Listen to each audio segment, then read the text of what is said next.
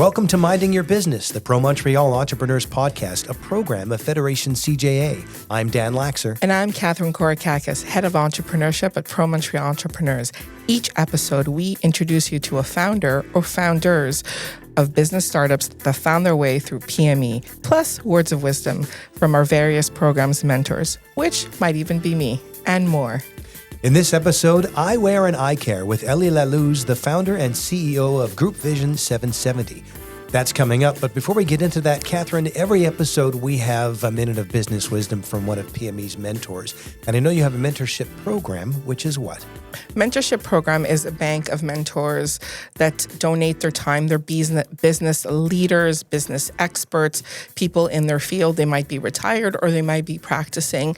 And we set up entrepreneurs with mentors depending on the need that they need. So our mentorship program is different. It's not a relationship. It's more meeting a specific need in a period of time. For example, you are putting together a Salesforce team and you don't want to make a mistake. You want to know, what you should look out for. So what I'll do is I'll validate the need. We'll find a mentor for you. We hook you up and they fill that need. And that's our mentorship program. It's free. Anybody can access it. All you have to do is apply online and we meet you and set you up. It's that easy. 1, 2, 3. Perfect. And we will have mentors' business wisdom minute coming up in the podcast. Right now, Eli Lallouz of Group Vision 770 is here with us in studio. By way of introduction, Eli, why don't you introduce yourself? Who are you and how did you get into eyewear and eye care? Who are you? So, first of all, thanks for having me here today. Yeah, it's great to have you. Always happy to be with Catherine. And nice to meet you, Dan.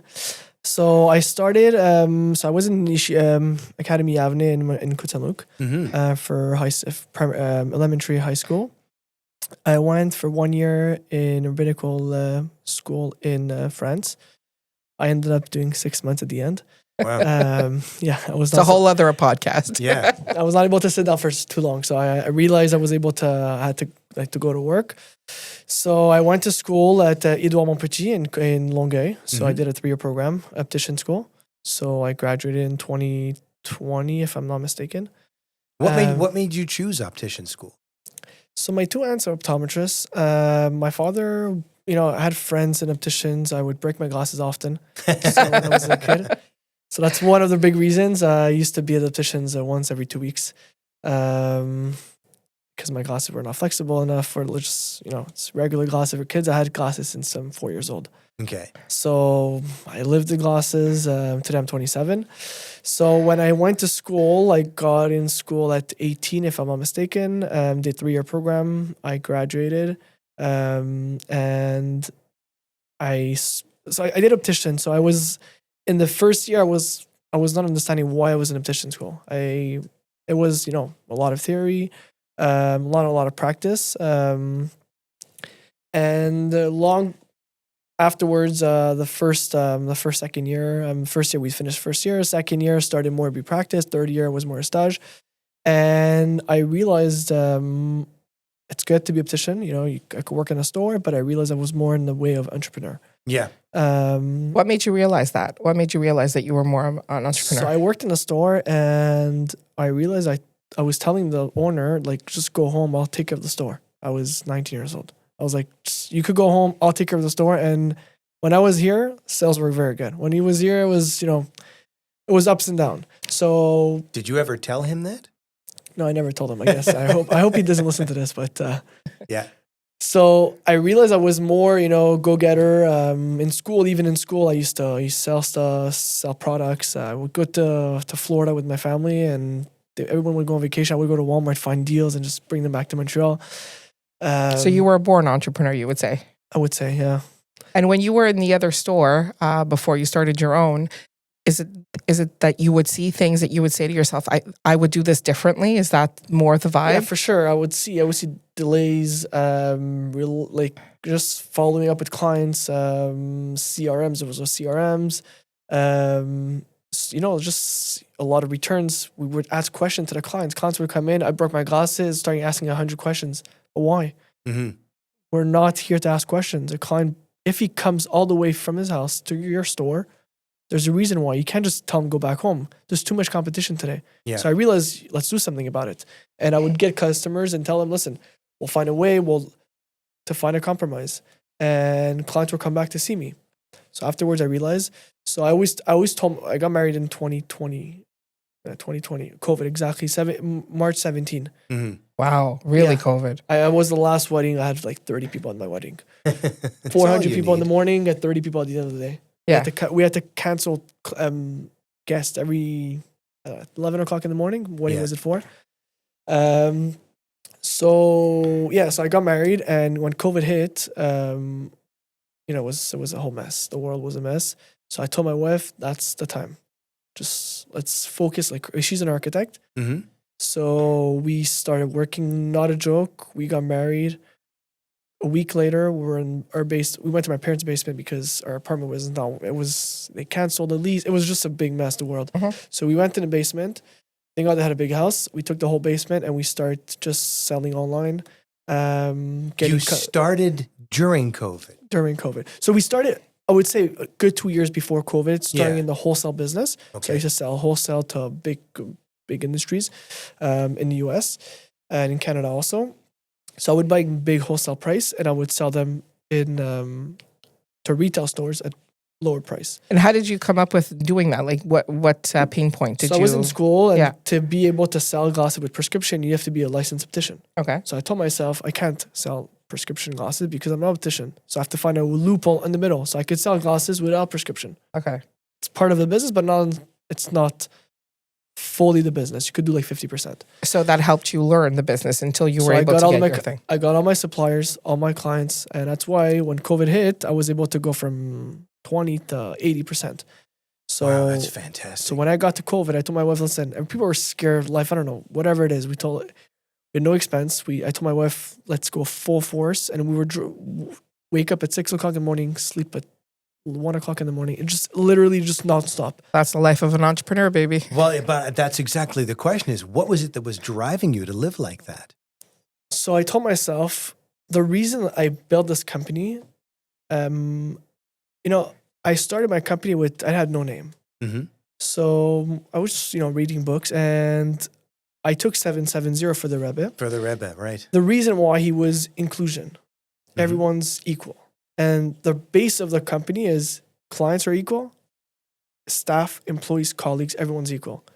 So we started a way of how can we make optical and everyone to be equal and to accept everyone with whatever budget they have. So we started, I'm going to go big in the past. Yep. So when we started in our basement, we started selling glasses online. So we sold to Amazon, eBay, whatever, name it, all these marketplace, and even Best Buy. Mm-hmm. Like, they sell glasses online. People don't know, but they sell glasses online. Hudson Bay, and we realized that online was a good market, but a lot of returns. So we literally get returns. Someone would buy a pair of Ray-Ban online, they would send him back an old one, even a fake ones. They would send him back. No And way. you have no choice to accept them. It's Really? called the A to Z policy on Amazon, Yeah. and you have no choice. If you cancel it, they're just gonna close your account. Mm-hmm. So I would get old frames, wrong frames. We just send empty box. But as soon as they would scan Canada Post or USPS, the refund would go to the client. It's a crazy It was process. out of your hands. So we realized, listen, COVID was stopping, so we opened our first store. So we opened our first store in Park X. So this is what, already 23? A year later, Okay. 2021. 2021, if I'm not mistaken. Yeah, because that's when you came to us. Yeah, 2021, Okay. we opened our stores in Park X, in a pharmacy, first concept in Canada, in Quebec. I'm not sure. I think Toronto exists. Or we opened in a pharmacy, so in Park Extension. And listen, retail was very good. And we opened a second store at the Glen Hospital. Mm-hmm. The Glen Hospital. Yeah. So the biggest hospital in Quebec, if I'm not mistaken. Yeah, I think so. It's huge. MUHC, it's the Glen Children's Hospital. They have the Shiners Hospitals, Royal Victoria. So we opened over there. And from the second store, we just went the next level. We opened a third store in I think after 2 stores, we did an acquisition of Walmart. We bought, it used to be KW Optic. We bought them. You bought them all. We bought them all. 4 stores in Walmart. So it's one in Thornhill, Toronto, Blainville, Rosemere, Laval. Fantastic. And I'll give you some good news after. Yeah. What's expansion? We just, last 2-3 weeks, we signed a deal. Okay, yeah, we'll get into that. What else can I? Okay, so after we opened the Glen, we bought the Walmart, and after we opened Villeray, a store in Villeray, in Saint-Hubert, in Métropolitain. So lots of stores. What were some of the growing pains? Like, were there growing pains? Yeah, for sure. So what were some of we those? opened a few stores after.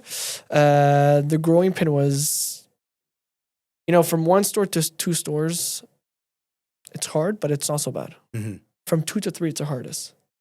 Why? Talk to us about why.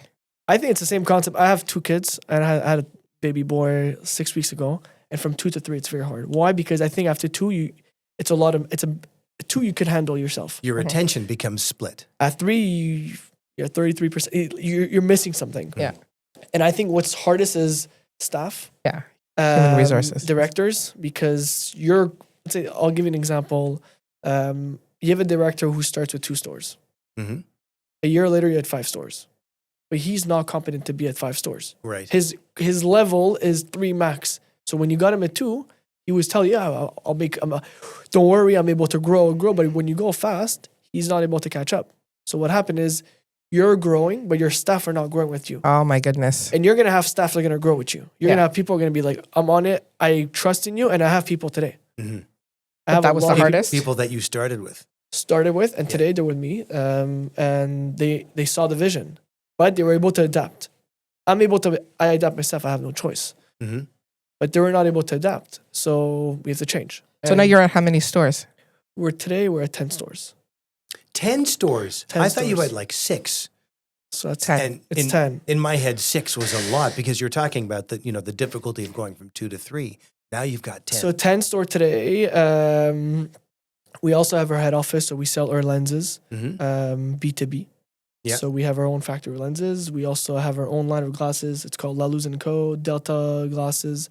We also have Alpha for kids. It's flexible glasses, undistributable. You can't break those glasses.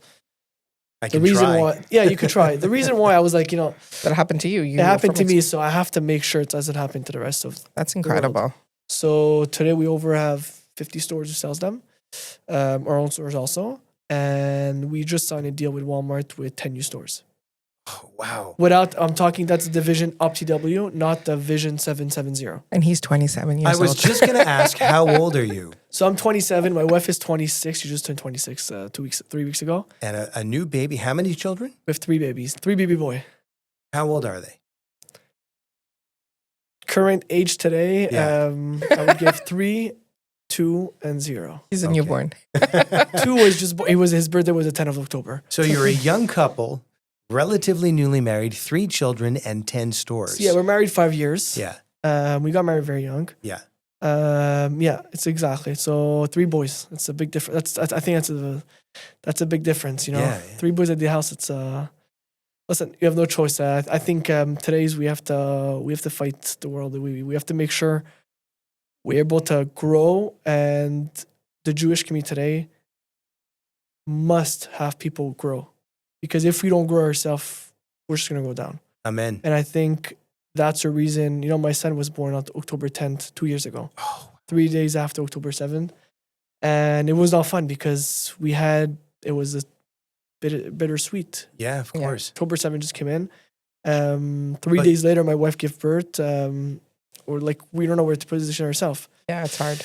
So today we're lucky because 2 years later, his birthday was October 12. He's born, no, it's not October 10th. So October 12th, I think, was the same day. Yeah. So it gives us hope that, we had 2 hard years. And I think this year's going to be a good year.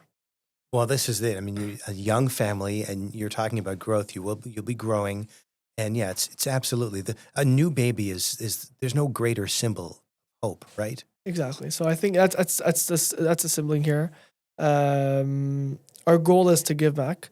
So the whole concept is we did a new promotion in stores. It's not a promotion. It's more how we are As a company? Exactly. So in the Walmart, because there's a few companies in the Group Vision 770. We have a few divisions. And in the Walmart, we did a promotion 2 for $200 Okay. without any prescription. So you could be a -10. You could be a -1. You'll pay the same price. Everyone's equal. Doesn't mean That's you amazing. have more health condition, you're going to pay more. It's just, yes, it's true on our side. In our lab, in our factory, it's going to cost, the material is going to cost us more. But we did an average and we said, we're going to compensate for these kinds of clients. And today it's going crazy. The stores of Walmart, we're having lineups every day.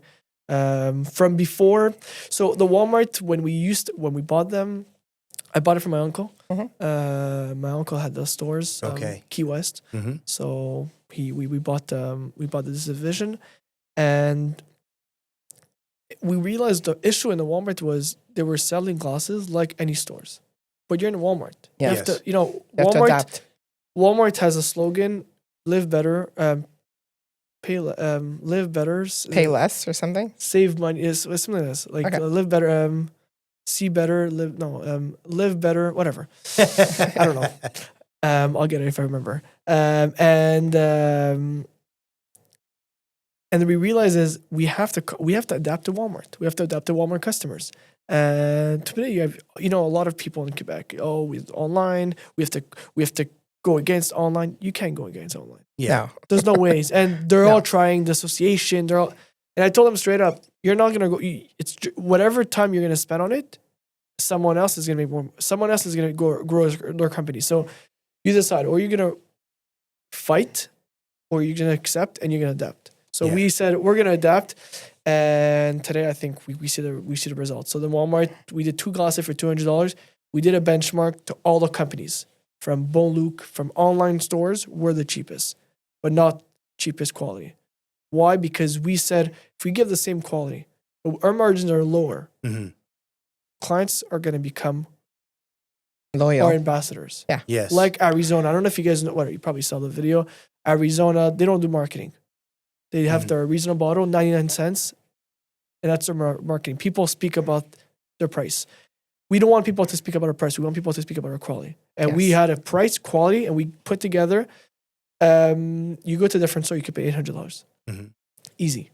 Now it depends on prescription, because if someone is -7, 8, he has to have thinner lenses. It's going to cost them a lot of money. Yeah. We're going to compensate. We're going to give them the thinner lenses. Now you could add $50. I think it goes up to like $295, but we don't go over $300 for simple vision. For progressive, it's a bit more. It's $300 to $395, but you get 2 pair of glasses, full equipped, anti-glare, anti-scratch, and frames. Very good quality. I need to come see you. My prescription's up. With pleasure. You're always welcome. So I want to get into your connection to PME, but I want to hear more about how the Rebbe inspired you. So to make it to answer the question, I think it's inclusion. Yeah. He include everyone, and our business to include everyone, to Mhm. be all over the world, and for now Quebec, Canada, US, and to have stores that we can include everyone. And I think with the inflation today, I think we could include everyone with good prices, good service, and to give the service everyone should get. Is that what you mean when you say on your website high-speed service with minimal waste? So Or is yeah, that a different so thing? minimal waste is because our lab, we have no water. It's everything is dry. It's air compressor. Oh, I see. Okay. Some different labs they use water, so they have a lot of pollution in water. So we use everything is green. So we have one small machine in case the big one breaks. It's water, but 99% of our lab is made by recycling. So it's not recycling. It's there's no waste. Mm-hmm. It's It's dry. incredible. I didn't even realize that was a thing. Yeah, me neither. But it's really to make eyeglasses accessible to all, right? Just Exactly. because you're from a low or socioeconomic background doesn't mean that you shouldn't have access to the eyewear you need. And that should be like a basic necessity. The ability to see clearly should not be just for those who can afford it. Yeah, you shouldn't be priced out of being able to see. That's great. Absolutely. That's exactly the reason, and I think we're working like the same idea as Warby Park in America. They have, I don't know, a few thousand stores. Mm-hmm. It's the same concept. Quebec, I think we're changing a bit the idea. We're putting a system. We're giving I think it's service, price. It goes together at the lab. People are happy to work at the company. Mhm. People want to grow up, and that's who I am. I want people in our company to grow with us we're growing, they have to grow with us. So you're talking about who you are, and this I want to get into your connection with the PME, and we've talked about this before. Ellie comes in to see you. Yes. And are you thinking, well, he's an optician. They're a dime a dozen. What am I'm I going to do thinking with he's a this guy? young optician. Yeah. He's a child. And they're a dime a dozen for sure. But I was really impressed with his business model, his vision of making eyeglasses accessible. And anytime I asked him for something, he had it ready. He had his answers. He knew his industry. And he had a vision of where he wanted to take the company and how he wanted to grow. And I'm happy to say we took the good bet. You're at 10 stores already. 5 years later. Yeah, and just starting. And I know sky's the limit. But yeah, it was, you're absolutely right. Yeah. Yeah. And that's, we've talked about this on other episodes, your superpower. Yeah, my superpower really is being able to see the winners come through the door and know that whatever you throw at them, whatever life throws at them, they're going to find a way around it. And that's what, in my opinion, makes a good entrepreneur, when you're not defined by the bumps in the road. Well, the bumps in the road, I mean, COVID, you got married at COVID, you started a business during COVID. Yeah. I have to add something what Catherine just said. Yeah. She also made me and she gave me the keys to go on a highway. Because it's very easy to go like all over the place. When you start, you want to do this, you want to do this, you want to do this. And she told me, listen, focus. Let's do this. We do retail. Today, I could say, I say 10 stores. It's a name for our company, but we don't only do 10 stores. We have retail stores. We have our own lab. We have our own wholesale industry of frames. What else we do? We have equipment. We also sell equipment. We buy for ourselves. We work on teleoptometry, so distance optometry, all the north of Quebec, in Canada. So it's the company is broad. So, and we work. There's a few departments. There's finance today. We have CFO. We have our old lab in the department. We have direction, so GM. Supervisors in stores. Yeah, so you have a lot of staff. So we have supervisors, district supervisors, in-stores managers. We have so how many HR. people are you now in your business? So it's a good question. I'm not sure always, but I think it's about, with the doctors, the whole team, I think about 50, 60 people. Can you imagine that? Yeah. That's amazing. So you see, when we invest in community, the ripple effect of, creating jobs, people pay taxes. It's a whole system of giving back. So, you invest in one business and there's a lot of, in French we say retombées, a lot of things that come back to you. Was there ever a time, like after you came in to see Catherine in PME, where did you ever think to yourself, what am I doing? What you mean? Like, yeah, what do you mean? Did you walk in and go, I'm doing this business, but why am I doing this? What am I doing? What is, am I on the right track? True answer is no. Okay, good. I think it was very clear for me. Yeah. Today it's very clear. We want to go to a few hundred stores in our company. We want to do a few acquisitions. Obviously, we want to go too fast. We want to be smart also. So we have step. We don't incremental growth is very important. Exactly. And when he came to see me, that was one of the things. It's like they wanted to go, and that's where he's talking about focus. I was like, let's get the first one, the second one down, right? And then let's think about other stuff, because when you're everywhere, then you're nowhere. So, build your solid base and then grow from there. And when you're young, you're excited, you're hungry, you just want to Exactly. go. Yeah, but incremental growth is a real thing. Yeah. And it's very important that you do it right, because you don't want to run out of cash. You don't want to burn out your people. And like he said, one of the biggest things is HR and finding the right talent to grow with you. And that's a challenge. So doing it in a strategic, but in a methodical way helps you. So in the beginning, you kind of had to rein. Well, yeah, and he listened. He was coachable. So it's very important. That's Yeah, a quality we look at. Exactly. I think the most important when you start, and I would say to all the young entrepreneurs, listen. The most you listen to people who have experience, the most you're not going to do mistakes. You're still going to do some mistakes. You have no choice. But at least you're going to focus. She would tell me stuff like, it was hard for me because I had to listen to, my brain is like, I want to do this. And she's like, no, do this. And I'm like, I'll go this way. And I think this made me today, my issue today is if we don't grow the company, we have people that we could give them more work, and they're telling me, Ellie, I need more work. Or we have stores now we have a store in Saint-Rémy next to Shadowgate. Yeah. If we don't open a few stores near the South Shore, When we're missing a staff, like in Rive Nord, it's easy for us because we're missing a staff in one store. We could just play around. Yeah. We have a doctor who goes in the morning, afternoon, it's the same doctor. When you have one store and you have one store in Laval and one store in Saint-Remy, one issue in a day and you're done. Yeah. But like I said, we manage. We have a good system. I worked very much in back end, so the front end is easy. And this is a big. We put a lot of money in softwares and everything to make things more operational. Listen, I don't. Like I said, I should not be there. And now today, I could say we have direction today, and if I'm not there or I'm there, it doesn't make a big difference. It makes a big difference on projects. So I work more on projects. I travel. I do projects. I was in Paris, Vegas a few weeks ago for shows.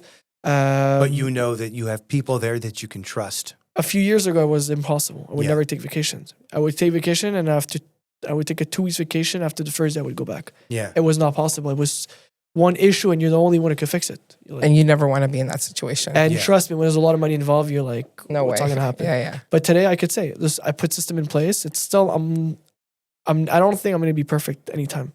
Never. But you always go look back and you're like, oh wow. But it's very easy because I used to look back at people at 1-2 stores. Today I look up at big companies and you're not at this level. We know that. I know that myself. But I know that I want to become at this level and I work on myself to become. So last question, what's your ultimate goal? What's your ultimate vision for Vision 770? Where do you want to be in 5 years? In 5 years, that's a good question. How many stores? I would say, it's more the growth of the company, group, the whole group. It's for sure like a way to grow in Quebec and Canada, mainly Canada, all over Canada. To work on a project, we working on safety glasses today. I didn't speak about it, but we're working on a safety program for companies. And to work all the companies we did, all the departments we did grows. And maybe one day, I think for now, today it's not a problem finance, but maybe one day to become public. Amazing. Okay. And you hinted, by the way, at something new with Walmart. Yeah. So Walmart, we had four stores. We're opening 5 new stores. I spoke about it. 10 new stores, sorry. And our goal is in the next 5 years to open 73 locations of only super centers in Quebec. Wow. Very nice. Yeah. Wow. Very nice. I want to be there for the ribbon cutting of for that sure, one. we'll call you. Mazel tov. That's fantastic. Amazing. So 10 stores, Walmart, etc. Where can we find you online? So to go to the stores? To go, yeah, sure. Yeah. So to go, obviously, vision770.com or we have optw.com. You can take an appointment. Very easy to book an appointment online. You get a text message, confirmation. It's very easy. And for the eye exam and for glasses, you go to any stores. You have all the location on the websites. We just had new websites on both sides, I think. We did a redesigned. Yeah, that's about it. And myself, I'm always at the office, so it's easy. Okay. I know it's difficult with 3 small children, but does your wife still work with you? So my wife does work with me. She takes care of, so she does all the design of the stores.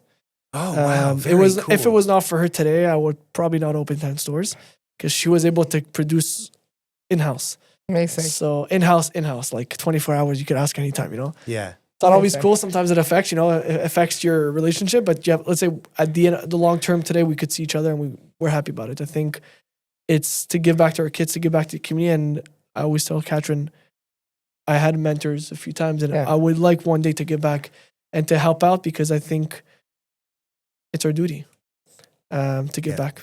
Eli Lallouz, Vision 770. This was great. Thank you for being on the podcast. Thank you so much for having me. Thank you. Thank you.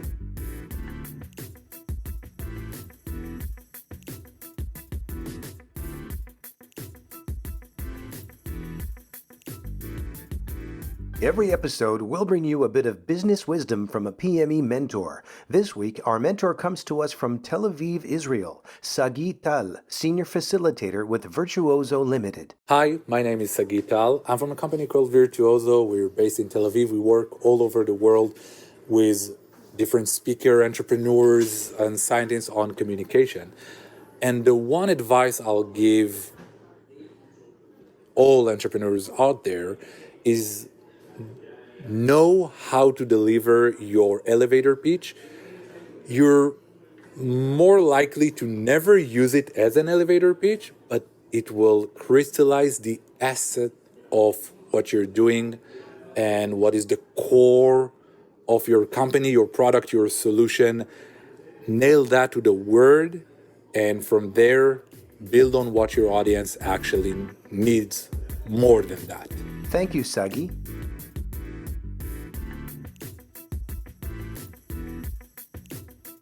All right, thanks for that. And for anyone who's interested in the mentoring and guidance that PME has to offer, how do they sign up?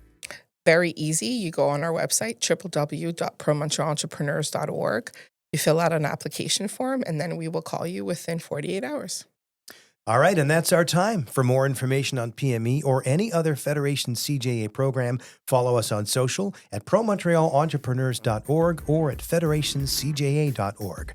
Minding Your Business is a production of Federation CJA.